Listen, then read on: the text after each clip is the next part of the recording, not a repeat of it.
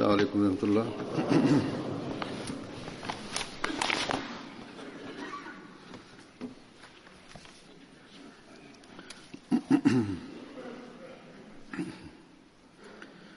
أشهد أن لا إله إلا الله. أشهد أن لا إله إلا الله وحده لا شريك له. وأشهد أن محمدا عبده ورسوله. أما بعد فأعوذ بالله من الشيطان الرجيم. بسم الله الرحمن الرحيم. الحمد لله رب العالمين. الرحمن الرحيم. مالك يوم الدين. إياك نعبد وإياك نستعين. اهدنا الصراط المستقيم.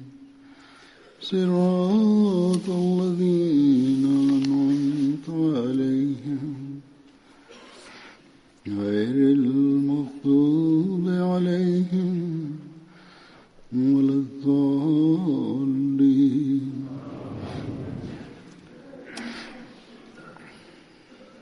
Is the first of the Sahaba, the companions of the Holy Prophet sallallahu alaihi wasallam, may the peace and blessings of Allah be upon him, that I will speak on today.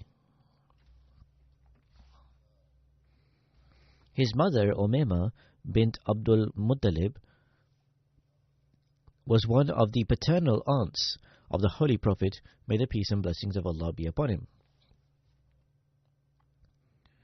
Thus, he was a cousin of the Holy Prophet, may the peace and blessings of Allah be upon him.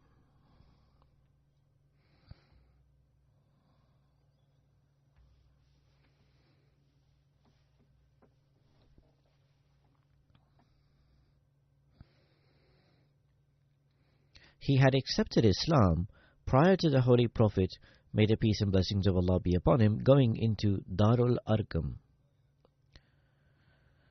Darul Arqam was that place or center which was the house of Arqam bin Arqam, who was a Muslim new convert.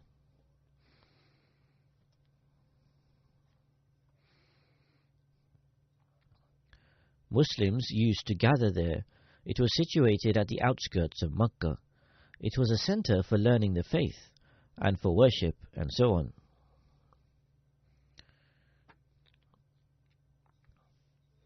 Due to this reputation, it was also known by the name of Darus Salam, the abode of peace. This remained the center for Muslims in Makkah for 3 years. That was where they used to worship quietly. That was also where the Holy Prophet ﷺ held audiences. Later, when Hazrat Umar, may Allah be pleased with him, accepted Islam, they began professing it openly.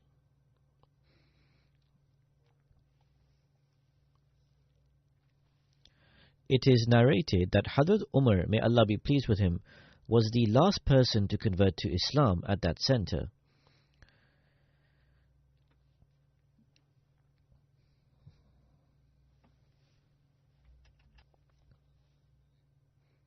Anyways, Hazrat Abdullah bin Jash, may Allah be pleased with him, had accepted Islam prior to the establishment of this center. It is narrated that his family was also subjected to the oppression at the hands of the Mushrikeen, the polytheists of Quraysh. He migrated to Abyssinia twice, along with his 2 brothers, Hazrat Abu Ahmad and Ubaidullah, and his sisters, Hazrat Zainab bint Jash, Hazrat Habiba, and Hazrat Hamna bint Jash.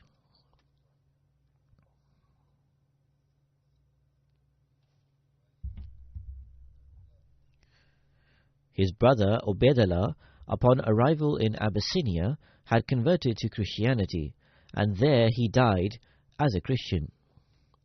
While his wife Habiba bint Abu Sufyan was still in Abyssinia, the Holy Prophet ﷺ, may the peace and blessings of Allah be upon him, performed his own nikah, or marriage announcement, with her.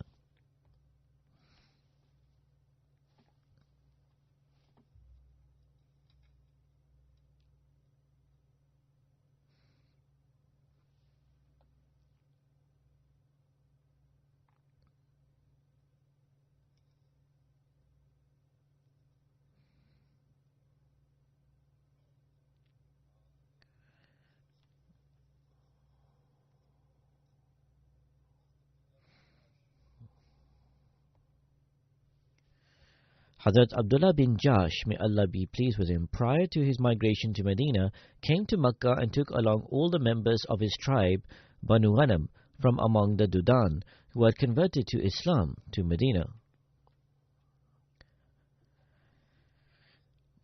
They left their relatives at Makkah in such numbers that entire neighborhoods were left deserted, and many houses were locked up.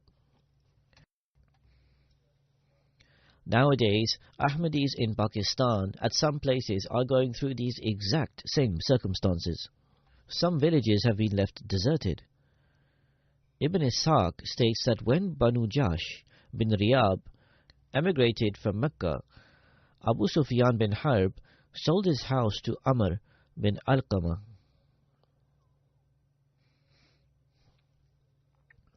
When this news reached Hazrat Abdullah bin Jahsh, may Allah be pleased with him, at Medina, he related it to the Holy Prophet, may the peace and blessings of Allah be upon him. Upon hearing that, the Holy Prophet ﷺ said, O Abdullah, are you not content with the fact that God will accord you a place in paradise in its place?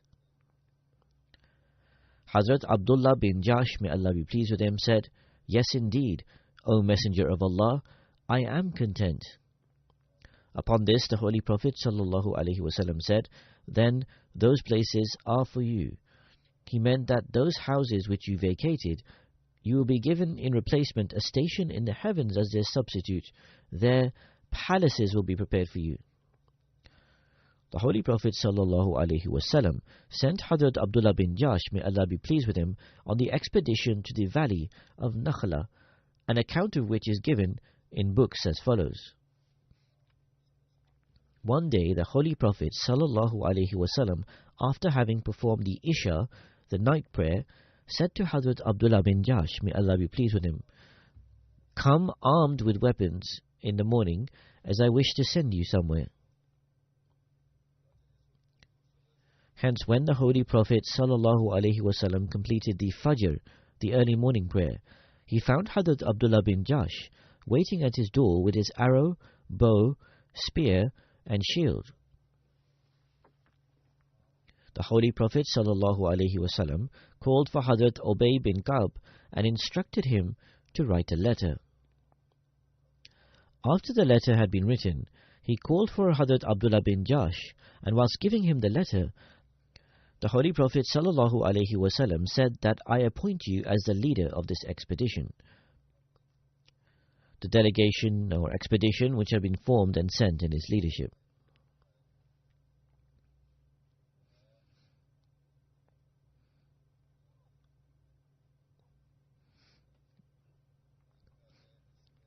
As a matter of fact, in historical records, we find that prior to this, the Holy Prophet, may the peace and blessings of Allah be upon him, appointed Hazrat Ubaidah bin Harith as the leader of this expedition.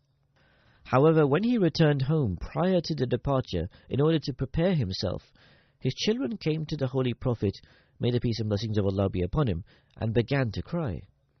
Upon this, the Holy Prophet ﷺ sent Hazrat Abdullah bin Jahsh in his place as their leader. At the time of his departure, the Holy Prophet gave him the title of Amir al-Mu'mineen, Commander of the Faithful or Chief of the Believers. In Siratul Halbiya, it is written that Hazrat Abdullah bin Jahsh was thus the first fortunate companion to have received the title of the Amir al-Mu'mineen in the Islamic era. In the commentary of the verse, يَسْأَلُونَكَ عَنِ الشَّهْرِ الْحَرَامِ قِتَالٍ فِيهِ, they ask thee about fighting in the sacred month. Hazrat Musleh Ma'ud, may Allah be pleased with him, has mentioned this incident in these words.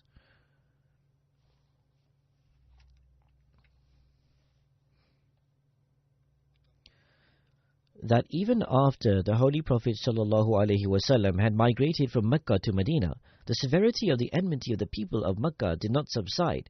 As a matter of fact, they began to threaten the people of Medina that as you have given refuge to our people, there is only one path left for you: either kill all of them or expel them from Medina. Otherwise, we make an oath to attack Medina, kill all of you, and capture your woman. Furthermore, they did not limit this to mere threats. Rather, they started to make preparations in order to attack Medina. Actually, in those days, the state of the Holy Prophet ﷺ was such that at times he would stay awake the entire night. Similarly, the companions would sleep with their weapons wrapped around them, lest the enemy would suddenly ambush them in the darkness of the night. In these circumstances, on the one hand, the Holy Prophet, may the peace and blessings of Allah be upon him, started to make treaties with the tribes living near and in the surroundings of Medina, so that they may support the Muslims if such circumstances arose. On the other hand, as a result of the reports that the Quraysh were making preparations for an attack, the Holy Prophet ﷺ sent Hazrat Abdullah bin Jahsh to Nakhla with 12 men. He gave him a letter and instructed him to open it after 2 days. Hazrat Abdullah bin Jahsh opened it after 2 days. It was written therein that you should stay in Nakhla, gather information about the circumstances of the Quraysh, and inform us thereof. Coincidentally, in those days, a small delegation of the Quraysh, which was returning from some trade in Syria, passed by. Hazrat Abdullah bin Jahsh took a personal initiative and attacked them, as a result of which one person from among the disbelievers, Amr bin al-Hazrami, was killed. 2 people were taken as captives, and the Muslims also seized the spoils of war. When they returned to Medina and informed the Holy Prophet, may the peace and blessings of Allah be upon him, of this incident, he expressed great displeasure and said that I did not give you permission to fight, and he also refused to accept the spoils of war.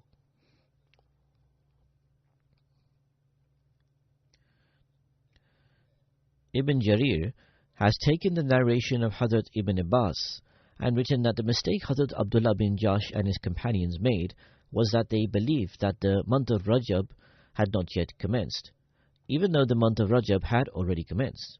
They believed that it was the 30th of Jamadi al-Thani, and that the month of Rajab had not yet started. Nevertheless, the mushrikeen, the idolaters, started to raise a hue and cry at the fact that Amr bin al-Hazrami was killed at the hands of Muslims.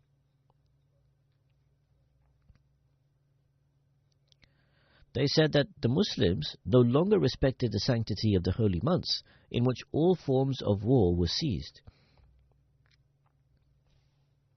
Hence, Hazrat Musleh Ma'ud says that mentioning this very allegation, Allah the Exalted states in this verse that even though it is most despised to fight in these months, and a sin in the sight of Allah the Exalted, it is despised to an even greater extent to stop people from treading on the path of Allah the Exalted, to stop them from professing the unity of God the Exalted, to disregard the sanctity of the Al-Haram Mosque, and to expel people from their homes without any reason, merely for the fact that they believe in the one God. So you have thought of just one aspect, however you have not reflected on the severity of your own sins and the displeasing deeds that you have committed by rejecting God and His Messenger, may the peace and blessings of Allah be upon him, disregarding the sanctity of the Masjid al-Haram, and by expelling the people from their homes. When you yourselves have become guilty of these appalling deeds, how then can you raise allegation against the Muslims? They have merely committed an inadvertent mistake. However, you are doing all of this with complete awareness and intentionally.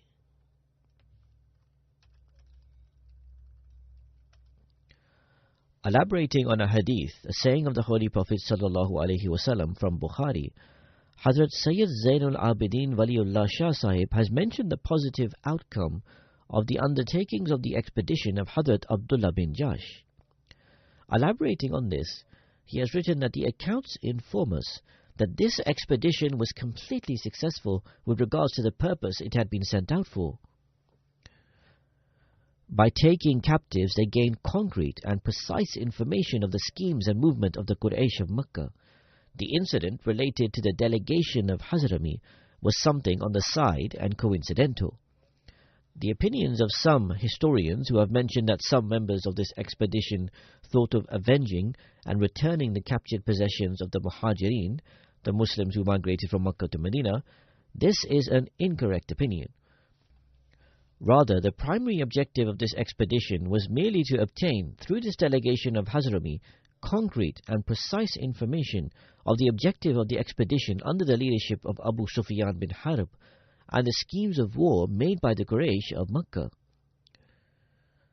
This was precisely what had been conveyed to them in secrecy, and therefore they did not let this opportunity of capturing this small delegation go to waste. It is a far-fetched idea to believe that they were sent in order to obtain information about the schemes of war made by the Quraysh of Mecca, yet they deemed it sufficient to somehow loot this delegation and return to the Holy Prophet ﷺ with simply this. Hazrat Abdullah bin Jash was a companion of a very lofty status. He was also the paternal cousin of the Holy Prophet, may the peace and blessings of Allah be upon him. The Holy Prophet ﷺ had appointed a reliable and trustworthy person for this expedition. When the Holy Prophet ﷺ became aware of the schemes of war made by the Quraysh of Makkah, he also started making preparations, and he did so with utmost secrecy.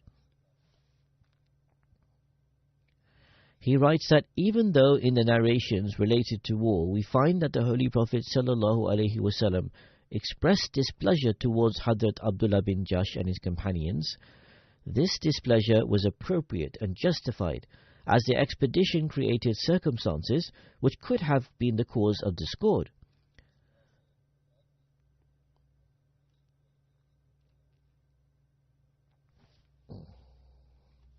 Nevertheless, at some times, some deeds which apparently seem to be as mistakes are in fact carried in accordance with divine will, and some insignificant incidents come to bear magnificent results. And so it was possible that a campaign led by Abdullah bin Jash had never been sent, and the events would not have unfolded the way they did. Thus, the caravan led by Abu Sufyan would have reached Makkah without any interruption, and the Quraysh would have attacked the Muslims with full preparation, which would have been really difficult for the ill-equipped companions of the Holy Prophet ﷺ to resist. However, the disturbance caused by Abdullah bin Jash enraged the arrogant leaders of the Quraysh. They hastily assembled an army of 1,000 soldiers and arrived at the site of Badr in a state of conceited rage in the purpose of saving their convoy. Little did they know that their fates had been sealed. On the other hand, it was equally possible that if the companions had known that they would have faced a very strong and fully equipped army, some of them may have hesitated and shown reluctance. So this act of secrecy turned out to be a war tactic, also known as camouflage in current terminology.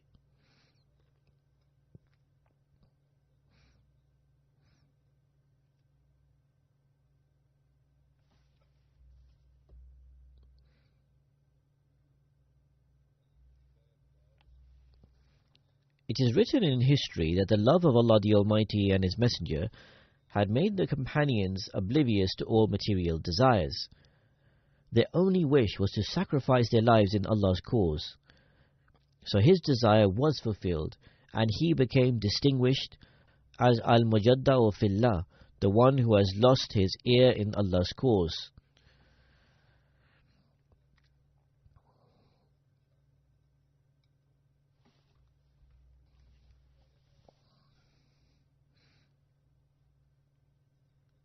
There are some more details in this regard. There is a well-known example of how Hazrat Abdullah bin Jash's prayers were heard before he was martyred.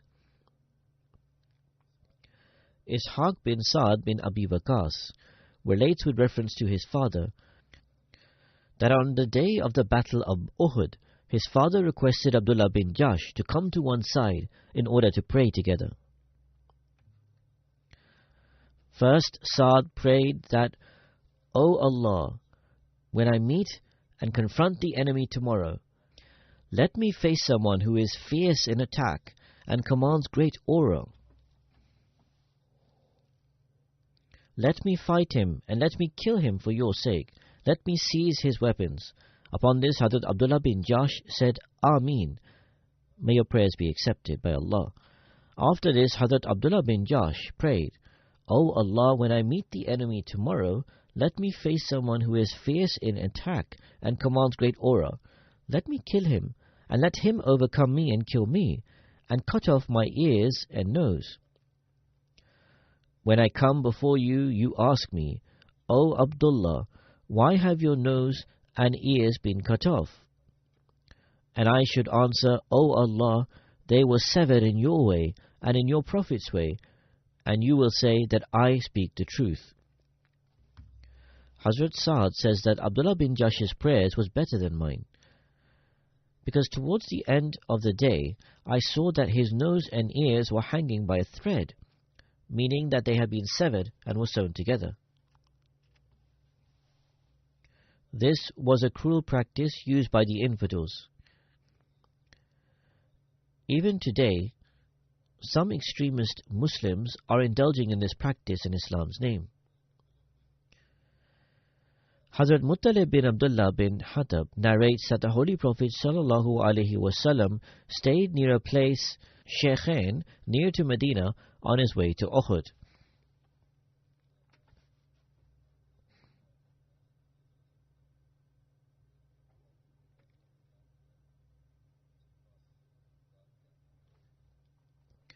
Hazrat Salama brought roasted shoulder meat, which he ate.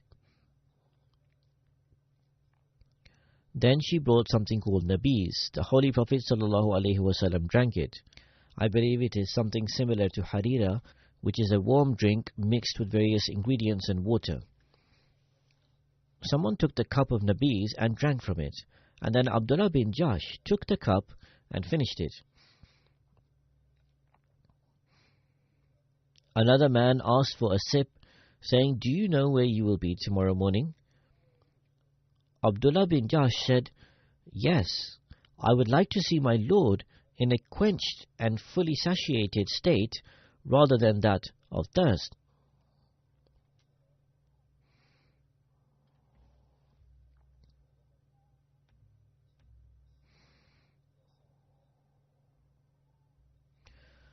What wonderful ways the companions had of loving Allah, and what wonderful preparation they undertook to meet Him. Hazrat Abdullah bin Jash and Hazrat Hamza bin Abdul Muttalib were both buried together. Hazrat Hamza was the uncle of Hazrat Abdullah bin Jash, and at the time of his martyrdom he was a little over 40 years old. The Holy Prophet ﷺ was the custodian to his inheritance, so the Holy Prophet ﷺ bought goods at Khaybar and gave them to his son. Hazrat Abdullah bin Jash was also renowned as an authority with sound opinions and advice. At the time of the Battle of Badr, Hazrat Abdullah bin Jash was amongst those companions from whom the Holy Prophet ﷺ took counsel. Hazrat Muslih Ma'ud, may Allah be pleased with him, narrates the incident of the Holy Prophet ﷺ regarding the sister of Hazrat Abdullah bin Jash whilst they were returning from the Battle of Uhud. He states that this has been recorded in history, that it seems that it was narrated in his own words that in this battle we witnessed just how the Holy Prophet ﷺ displayed great courage and high morals, and how he was so compassionate to the people and won their hearts. From the state of affairs of this battle, one can begin to understand the heights of his moral condition and appreciate the unrivaled sacrifices of his companions. Hazrat Musleh Maud writes that I speak of that time when the Holy Prophet ﷺ was returning to Medina after the battle had ended. When the women of Medina had heard news of the martyrdom of Abdullah bin Jahsh, they became restless. And when they heard the Holy Prophet ﷺ was returning, they waited a short distance outside of Medina to welcome him. Among them was his sister-in-law Zainab bint Abi Jahsh, 3 of whose close relatives had been martyred during the battle. When the Holy Prophet ﷺ saw her, he told her to grieve over her loss.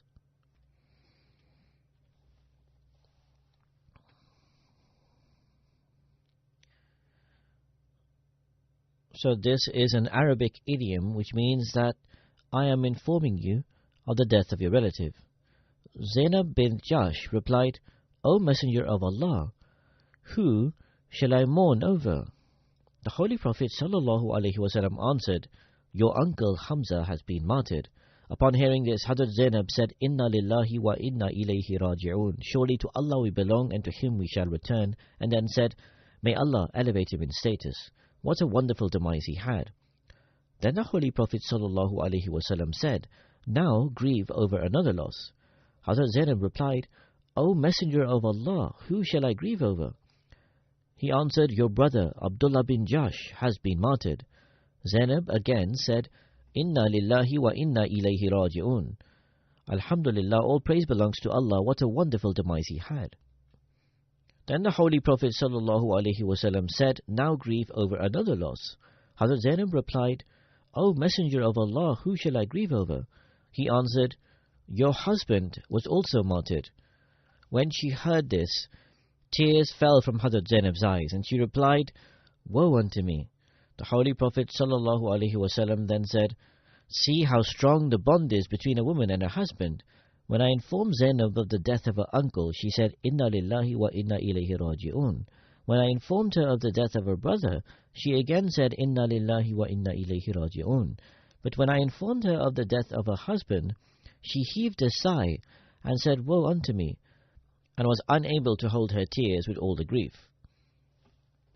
The Holy Prophet ﷺ then said, In such circumstances, women forget all their close relatives and blood relations, and she remembers her loving husband. Thereafter he asked Hazrat Zainab, Why did you say, Woe unto me? Or how sad? She replied, O Messenger of Allah, his son came to mind as to who would take care of him now. Here, despite her affection for her loving husband, and even though she always remembers him, she expressed her worry for their children.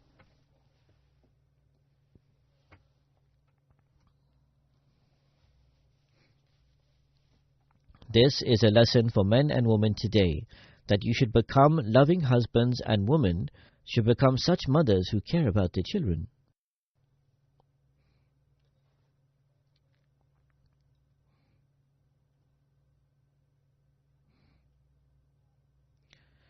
Furthermore, to become such loving husbands, you must fulfill the rights of your wives and children, and there are many complaints in this regard nowadays that rights are not being upheld.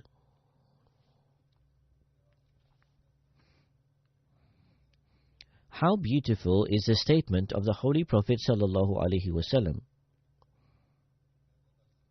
He said to Zainab that I pray to Allah the Almighty that He brings someone forth who takes even better care than your husband. In other words, better care, taking care of the children. It was a result of this prayer that Zainab, may Allah be pleased with her, was married to Hazrat Talha, may Allah be pleased with him, and they had a son, Muhammad bin Talha. However, history tells us that Hazrat Talha, may Allah be pleased with him, did not show as much love and compassion to Muhammad bin Talha as he did to the previous children of Zainab, may Allah be pleased with her. People would say that no one loves their children as much as Talha, may Allah be pleased with him. All of this was as a result of the prayers of the Holy Prophet, may the peace and blessings of Allah be upon him. The second companion is Hazrat Ka'b bin Zayd. His name was Ka'b bin Zayd bin Qais bin Malik, and he was from the Banu Najjar tribe. Hazrat Ka'b was part of the Battle of Badr, and he was martyred in the Battle of Khandaq. It was said that he was hit with the arrow of Umayyah bin Rubayya bin Sakhr.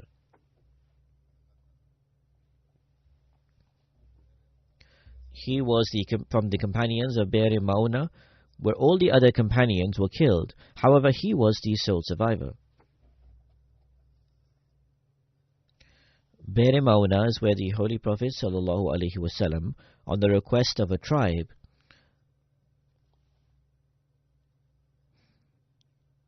sent 70 of his companions, a large party of whom were Huffaz, those who had memorized the entire Quran, and Qadis, those who recite the Quran properly. They had been deceived, and all of them were martyred, with the exception of Hazrat Ka'b. Hazrat Ka'b survived because he had climbed up top a mountain. According to some narrations, the disbelievers attacked and injured him severely. Thinking him dead, the disbelievers left him, whereas he was actually alive. He soon returned to Medina, and eventually his health and life returned to normal.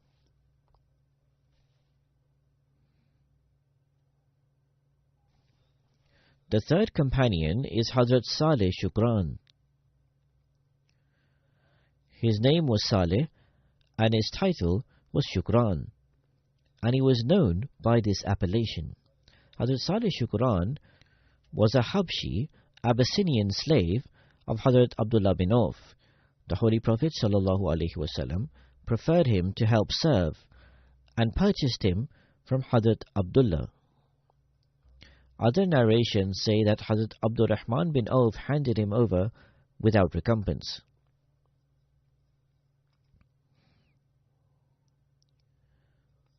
Hazrat Saleh Shukran participated in the Battle of Badr.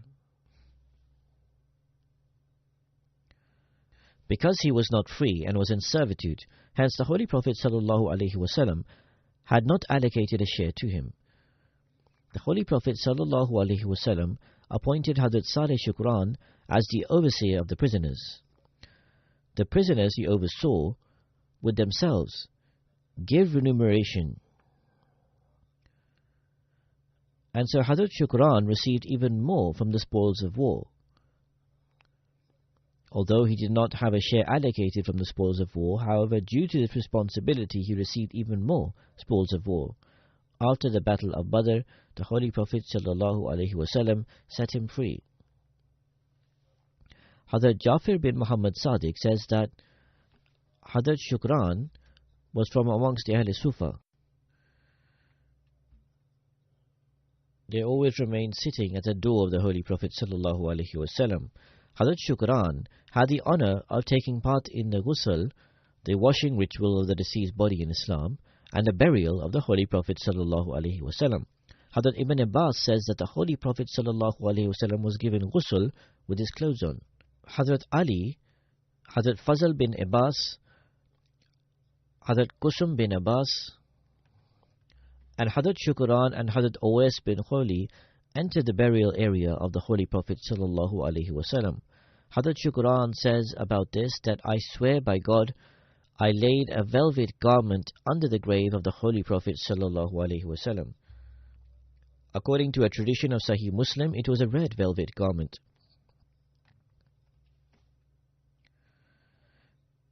This garment was used by the Holy Prophet ﷺ.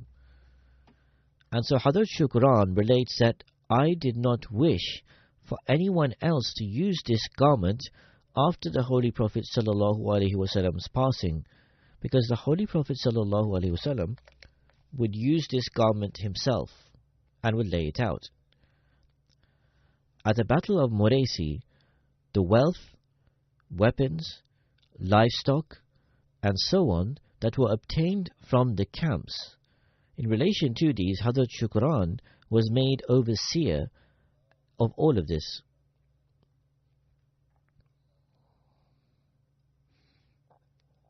He was very trustworthy and dependable.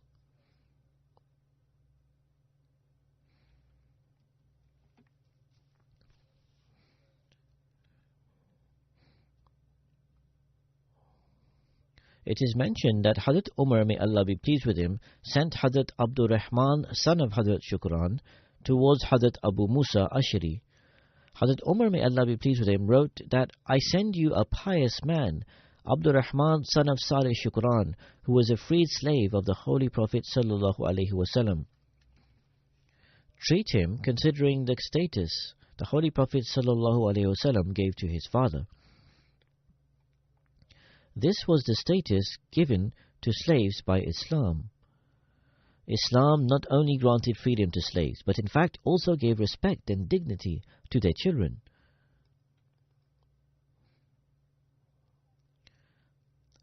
One narration mentions that Hazrat Shukran took residence in Medina and he also had a home in Basra. He passed away during the era of the Khilafat of Hazrat Umar, may Allah be pleased with him. Next is mention of Hazrat Malik bin Dosham.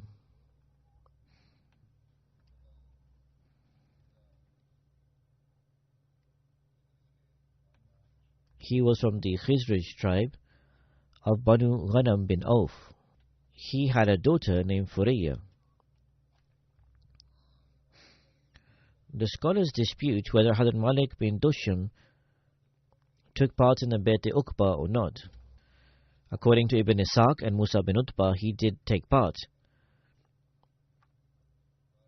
Anyways, the difference of opinions amongst the scholars continues.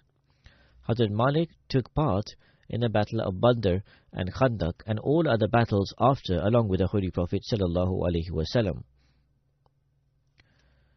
Suhail bin Umar was amongst the senior and respected leaders of the Quraysh. He was part of the battle of Badr on the side of the idolaters. Hazrat Malik bin Dosham imprisoned him.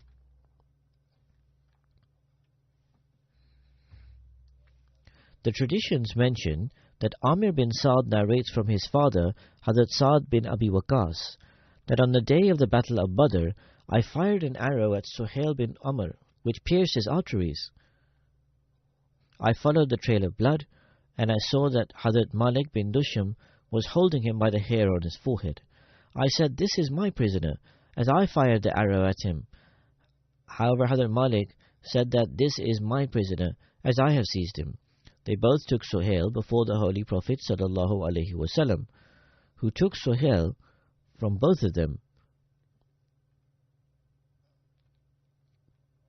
However, at Roha, Suhail escaped from Hazrat Malik bin Dosham.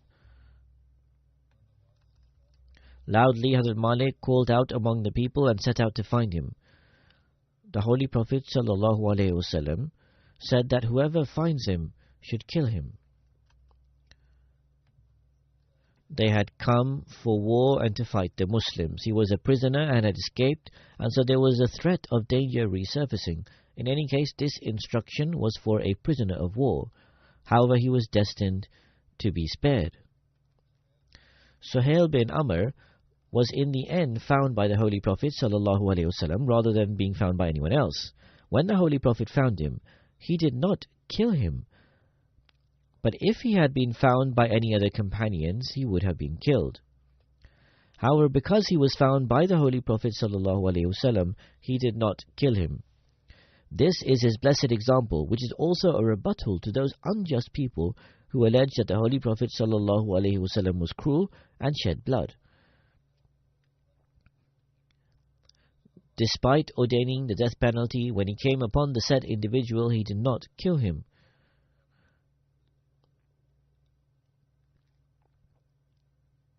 According to one narration, the Holy Prophet ﷺ found Suhail found among certain bushes and thorns.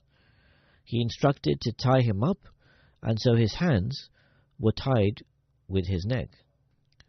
In other words, he was imprisoned.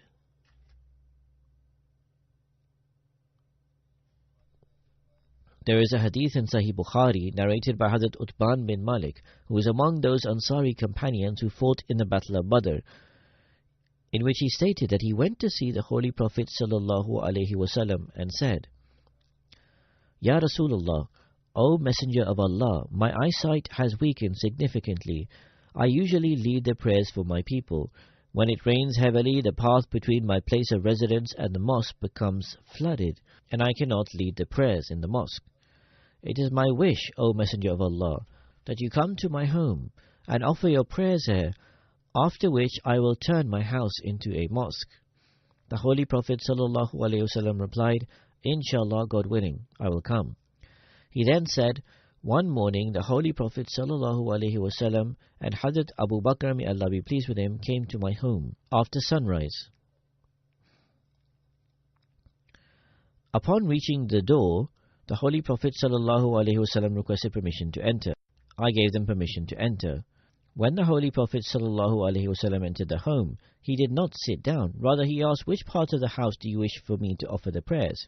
I pointed to a corner of the house where I wished for him to offer prayers.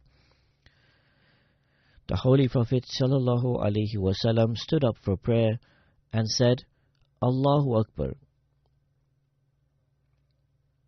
We stood forming a row for the prayers. He led 2 units of prayer, the 2 rakats, and then offered the salam, signaling the end of the prayer.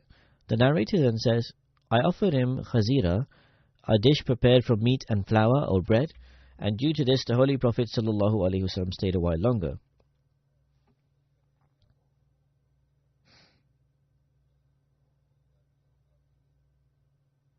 The narrator further says, some other residents of the area had also gathered in the house. One of them said, where is Malik bin Dushum?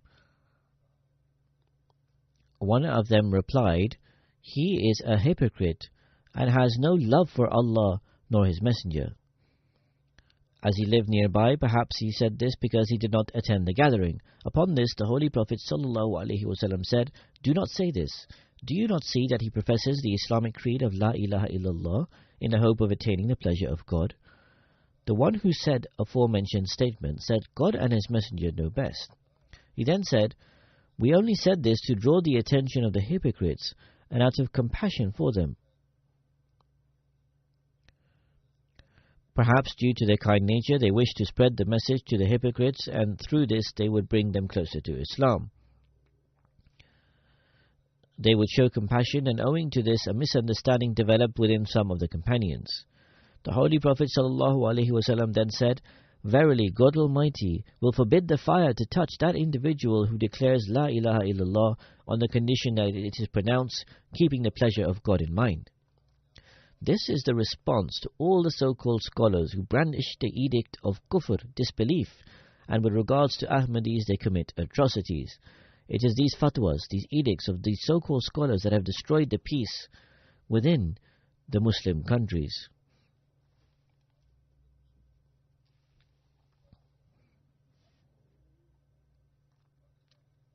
At present in Pakistan, there is an organization by the name Labbaik Ya Rasulullah. They raise many slogans, but the real meaning of Labbaik Ya Rasulullah, that we follow and hear you, O Messenger of Allah, will be to act on this saying of the Holy Prophet ﷺ and refrain from labeling anyone who attests to La ilaha illallah a non-Muslim. God Almighty has made the fire of hell forbidden for that individual who affirms this, keeping the will of God in mind. But these people say that we do not pronounce this declaration keeping the will of God in mind. Do these people know what is concealed in the hearts more than the Holy Prophet ﷺ? May Allah the Almighty protect the people from this organization. In another narration, it is stated that Hazrat Utban bin Malik said to the Holy Prophet ﷺ that Hazrat Malik bin Dushum was a hypocrite. To this, the Holy Prophet ﷺ said, does he not profess La ilaha illallah? Utban replied, indeed he does, however his profession is not genuine. The Holy Prophet then asked, does he not offer his prayers? He replied, indeed he does, however it cannot be deemed as prayers. Perhaps in those days there were certain people who were stern of nature, the likes of which we see amongst the religious clerics or Maulvis today. The Holy Prophet ﷺ then said, it is such people about whom God Almighty has stopped me from passing any sort of judgment.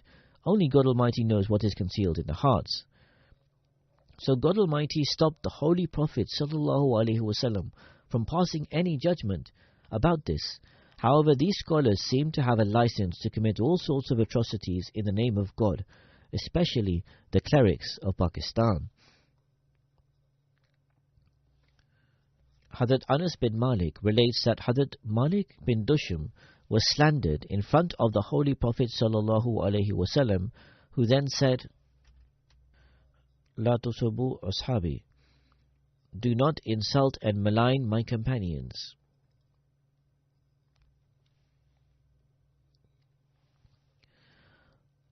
On the way back from the Battle of Tabuk, the Holy Prophet ﷺ stopped near Medina at a place called Zawawan. During this stay, the Holy Prophet ﷺ was informed about the Mosque al-Darar through revelation. The Holy Prophet ﷺ called for Hazrat Malik bin Dusham and Hazrat Ma'an bin Adi and ordered them to go towards Masjid al-Zarar. Hazrat Malik bin Dusham and Hazrat Ma'an bin Adi went to Banu Salam tribe, which was the tribe of Hazrat Malik bin Dusham. Hazrat Malik bin Dusham said to Hazrat Ma'an to wait for him to bring something with which he can light a fire. So he went home and brought a dried date palm branch lit on fire. They went towards Masjid al-Zarar, and according to narrations, they arrived between Maghrib and Isha prayers. They set it alight and it burnt to the ground. Thus, we should not make assertions about companions based on ill suspicion. It was assumed that perhaps he deviated from the right path to the extent that he was accused of being a munafiq, a hypocrite. However, later, he became the one who destroyed the center of the hypocrites under the instructions of God the Almighty. May Allah the Almighty continue to elevate the status of the Sahaba, the companions. May He enable us to analyze ourselves as to whether or not we are acting on the instructions of God the Almighty.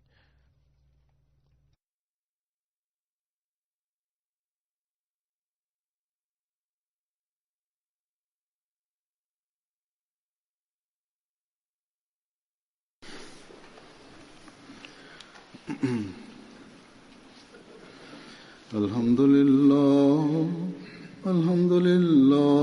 nahmaduhu wa nasta'inuhu wa nastaghfiruhu wa nu'minu bihi wa natawakkalu alayhi wa na'udhu billahi min shururi anfusina wa min sayyiati a'malina.